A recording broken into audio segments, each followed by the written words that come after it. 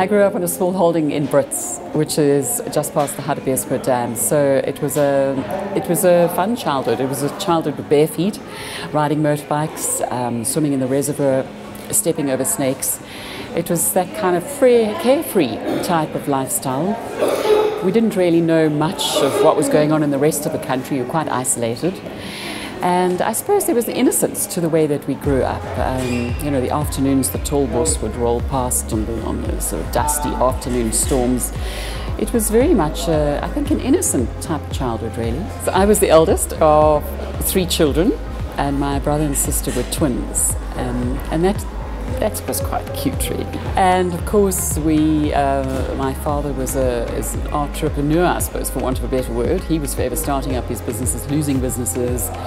He didn't really achieve the level of success that he probably dreamed for himself, but it was certainly a comfortable lifestyle. My mother was a teacher and taught at the local large school. There was 1 class of English because there wasn't much demand for English in the community. So we had 1 class, and sometimes 1 teacher would maybe even teach 3 classes simultaneously because the demand just wasn't there.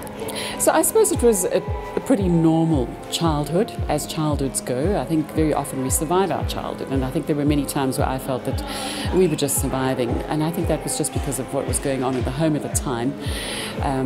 My father being an alcoholic, and you know, in the beginning it was fine. It was just sort of excessive drinking, and then it became binges, and eventually the whole environment deteriorated, as it does in an alcoholic home. But certainly in between there were wonderful times. I do think back on many memories quite fondly from my childhood. I can still remember the day my father brought home the big Telefunken TV set, which is about this wide. I know it's hard to believe these days, we look at what we've got, but he carried in that TV set into our very dark TV room with great pride and placed it down.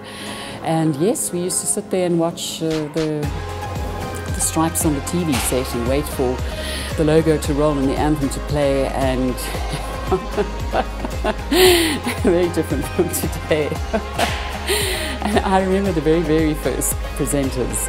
It was one of them being Dorian Berry, and I remember watching her, and then at the end of it sort of turning to my mother in the TV room and saying, one day I'm going to be on TV. And actually Dorian Berry went on to present GMSA for many years, and I was on the very last broadcast of GMSA, reading the very last news bulletin, and that program was on air for years. So it was a dream that I realized.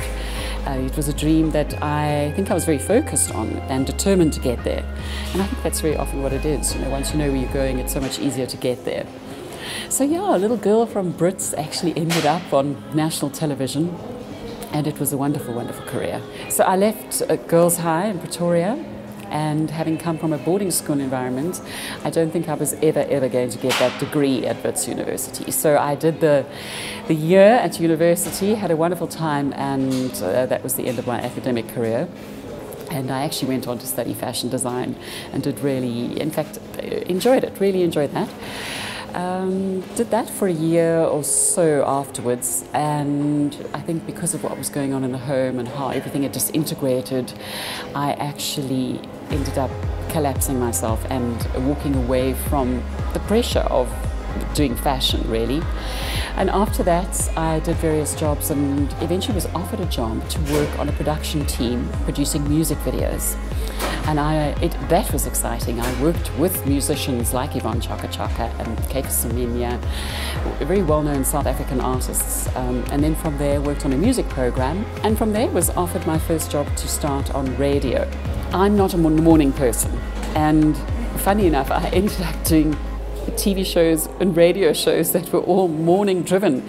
But those are the primetime shows. It's either mornings or it's evening, and you know, afternoon driving home in the traffic. And I did morning shows for many years. It was probably about 12 years in total. Radio Metro mornings, Kaya FM mornings, GMSA mornings, and then Morning Live for many years. And of course, balancing career and home is never easy for anybody. I think, like any working mother, I think it's about quality time and finding a time and being, when you are with your children, just sort of being there as much as you can be. So I think we do what we can as mothers, and I don't think we should beat ourselves up about it either. Probably the very first serious relationship I had was the one with the man who beat me up. And I think that was probably why it was, I mean, aside from the absolute horror of being beaten up, I think it was, that was so disappointing, was that I'd invested so much in it, believing so much in the relationship. He sort of ticked all the boxes. You know, he was very interested in news, and was reading all the papers every morning, and I was reading the news in the evenings on the SABC. So we had so many common interests. Well, I thought there was so much in common, and it didn't end well. It was only a short relationship. We only dated for 5 months, but it was only a few months into the relationship that the first signs of violence were there.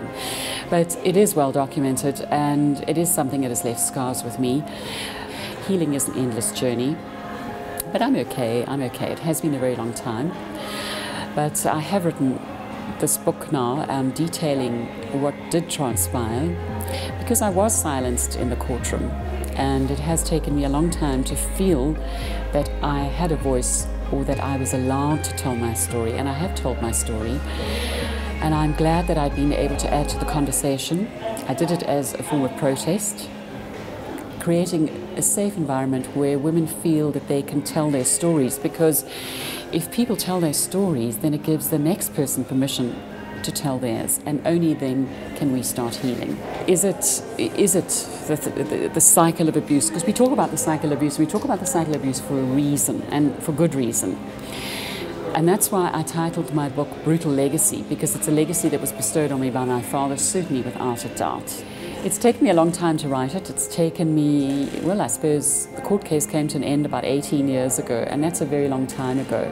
But I think healing is such a journey, and it's, you know, it takes us a long time just to process what happened to us. And you'll find that women who've been raped, it very often takes them, I think it's 5 to 7 years on average, just to tell one other person. I think when Oscar murdered Reva, and when Oscar was sentenced, and we'd all invested so much time as South Africans watching that trial, when he was sentenced, it was an outrage. It was a slap in the face to every single woman in this country. And that was when I decided, that's it, now's the time. Now I'm telling my story. But if I look at Women's Day, Women's Month these days, I don't think it's a cause for celebration. It's not safe for us to even walk the streets as women. We're being violated on a daily basis. We're being raped. We are being murdered by the men who are supposed to protect us. It feels to me as though we're almost being desensitized to what is happening, and it's like, oh, another woman murdered today. That is horrendous. Another woman murdered today. A Karabo Mokoena, a beautiful young woman, can be really binned out of an apartment building. That is the value of her life. So we need to believe each other as women. We need to stand together. We must not send the victim back into the environment. There's one story after the other of women running away from a situation where they're being beaten up, running to another woman's house, and the woman turning around saying, it's your own problem, sort it out, you go back. And that's not good enough as women. We shouldn't allow that. We need to support each other.